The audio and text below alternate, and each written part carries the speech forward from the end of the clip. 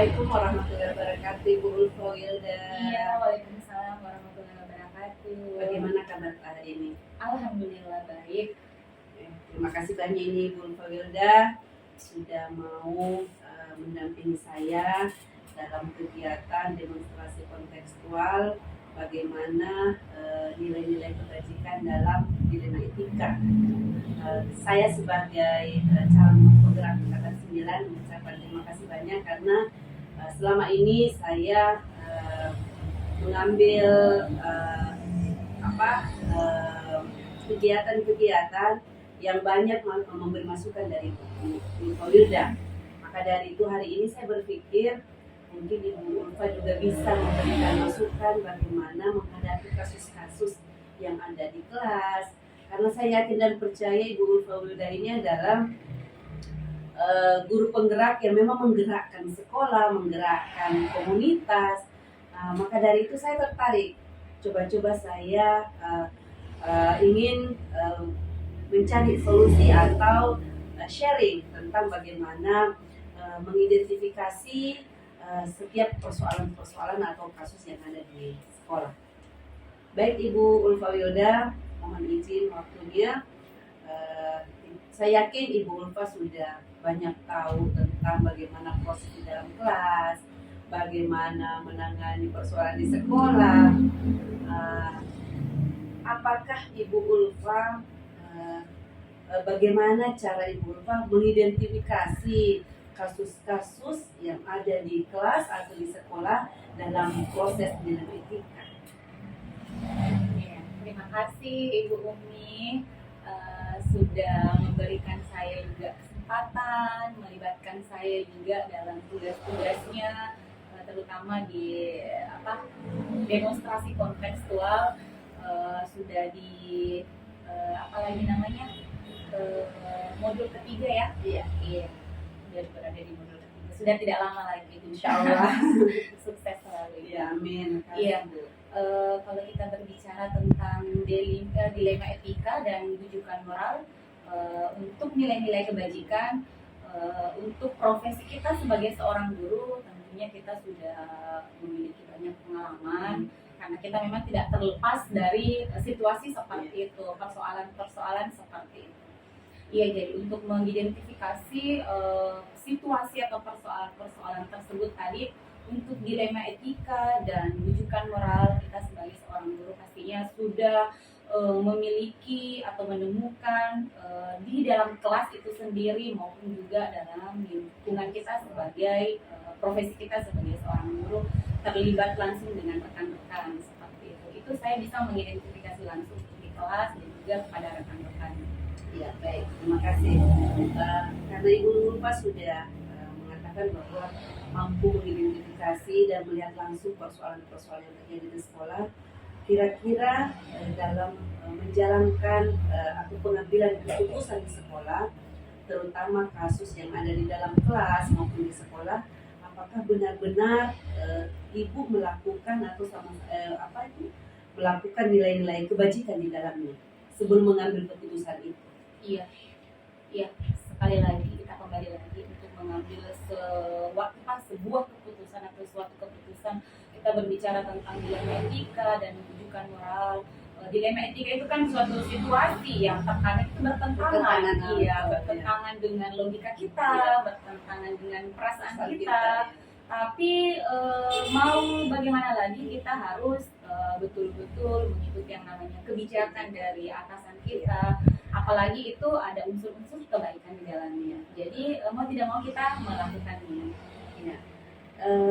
Kemudian langkah-langkah atau prosedur yang Ibu lakukan seperti apa? Iya, untuk langkah-langkah seperti yang sudah disebutkan tadi, kan terkadang kita menemukan yang namanya unsur-unsur dilema etika atau rujukan moral. Salah satu contoh yang saya berikan dulu untuk kasus di dalam kelas. Kasus di dalam kelas, terkadang kita menemukan siswa yang memiliki nilai rata-rata di bawah, rendah atau di bawah KKM seperti itu. Dan terkadang kepala sekolah memberikan tekanan kepada kita seorang guru untuk menaikkan nilai siswa itu supaya standarnya untuk di rapor pendidikan bisa tinggi, naik ya, seperti itu. Nah, di situ terkadang ada dilema etika, ya kan? Iya, iya. Ada dilema etika di dalamnya. Bagaimana kita apalagi namanya memiliki atau melakukan tahapan-tahapan ya sesuai dengan prosedur. Kita menanyakan dulu kepada kepala sekolah, bagaimana ini Bu? Ini harus dinaikkan sesuai dengan rapat pendidikan untuk menaikkan nilainya. Terkadang kita mengidentifikasi dulu ada beberapa siswa yang nilainya rendah, bagaimana caranya kita menaikkan supaya bisa di atas KKM standarnya seperti itu. Dan disitulah kita bisa terkadang menjadi dilema, memiliki tantangan juga bagi kita seorang guru. Bagaimana caranya? Ini kan ada unsur ketidakadilan di dalamnya. Karena terkadang ada siswa yang sudah memang memiliki nilai tinggi, kita naikkan lagi, supaya tidak sama standarnya ya. Tapi di sini tantangan kita bagaimana caranya siswa ini tidak ketahuan. Jadi ada unsur kerahasiaan juga di dalamnya. Kita tidak terang-terangan memberikan nilai yang tinggi kepada siswa tersebut agar terlihat juga oleh siswa yang lain. Nah, di situ sebenarnya tantangannya. Prosedur yang kita lakukan seperti itu tadi untuk menemukan atau menyelesaikan masalah tersebut itu tadi kita menaikkan standarnya tanpa memberitahukan siswa yang lain.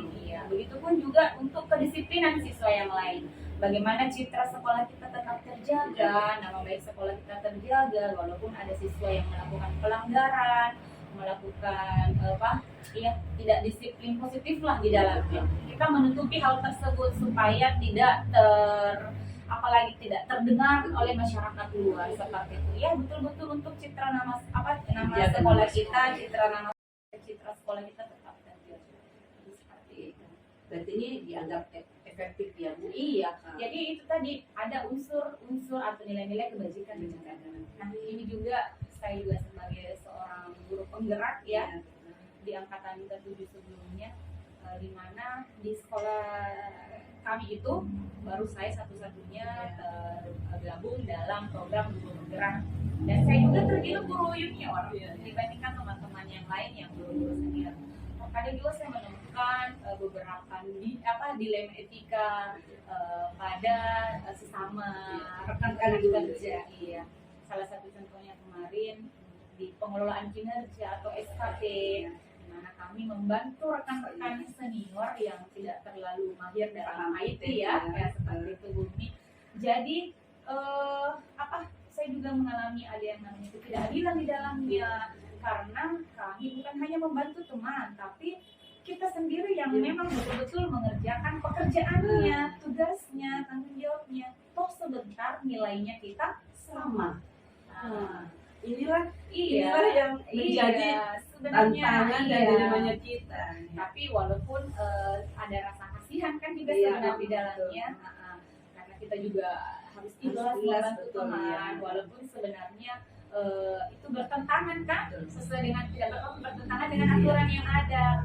Tapi mau tidak mau, ini kan juga ada permintaan dari kepala sekolah atau permintaan rekan guru tersebut ingin dibantu. Jadi ya kita jalan saja seperti itu. Berarti Ibu melakukan tata kelola di kelas dengan baik. Karena kenapa? Di satu sisi kita dilema dengan ketidakadilan. Betul. Tetapi di sisi lain ada rasa kasihan sebagai manusia sosial. Sehingga di sekolah tetap terjaga dengan aman, semua prosedur-prosedur sekolah dalam permintaan IPM terpenuhi, dan alhamdulillah Ibu Ulfa melakukan itu dengan penuh ikhlas. Karena sebentar kembalinya kan untuk sekolah kita sendiri juga. Artinya Ibu sudah menanamkan prinsip guru penggerak. Betul. Bergerak, tergerak, dan menggerakkan. Oke, baik, terima kasih banyak Ibu Ulfa. Satu lagi pertanyaan saya. Kira-kira faktor-faktor apa yang selama ini dilakukan sehingga setiap ada masalah, persoalan mudah dilakukan bersama dengan kepala sekolah dan rekan-rekan di sekolah? Iya, faktor-faktornya ya itu tadi, mungkin karena ada beberapa teman yang tidak ini dari profesi dulu ya, rekan kerja. Mungkin ada beberapa teman yang tidak mau keluar dari zona nyamannya. Padahal kita sudah berada di era digital.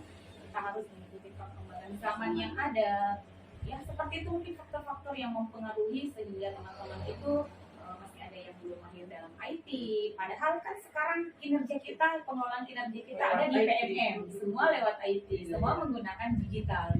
Nah, untuk faktor-faktor di dalam kelas ya, kembali lagi mungkin ke kita sendiri sebagai seorang pendidik, seorang pamong, bagaimana menanamkan budaya-budaya positif kepada siswa supaya ada kedisiplinan, ada tanggung jawab, ada kemandirian ya.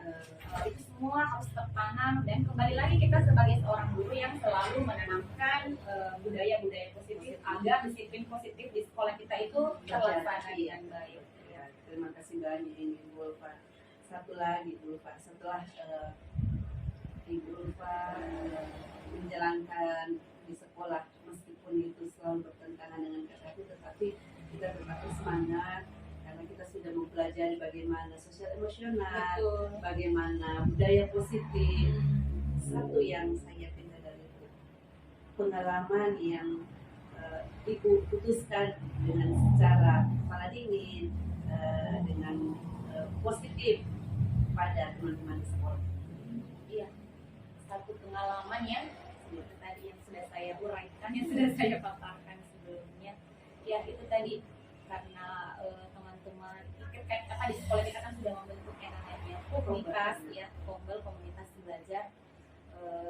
Walaupun teman yang tadinya saya pernah punya pengalaman pada saat kita duduk bersama, kita sudah berusaha semaksimal mungkin bagaimana teman-teman itu untuk tergerak, mengikuti apa yang kita lakukan. Tapi kan kita tidak bisa memaksakan kehendak kita agar orang itu bisa mengikuti apa yang kita inginkan ya, seperti itu. Namanya kan juga manusia biasa.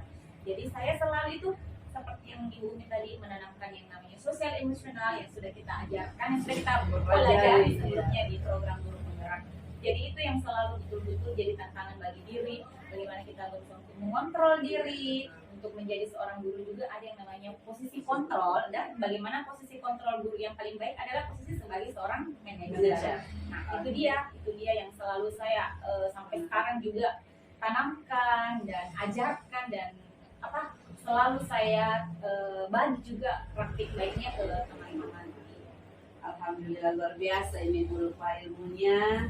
Saya juga merasa bahwa harus berubah seperti Bu Ulfa, melakukan yang terbaik di sekolah, tetap menjaga nama sekolah, sehingga apapun yang terjadi di sekolah kita tetap aman dan baik di mata masyarakat. Karena kan yang diperlukan di sini adalah kolaborasi. Iya, sekali lagi terima kasih banyak Ibu Ulfa, sehat selalu, semoga ilmu yang disampaikan bermanfaat buat saya sebagai calon penggerak Angkatan 9 Kabupaten Bulukumba.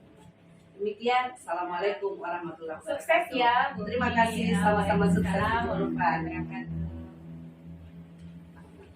Oke, satu kali cut, enggak cut.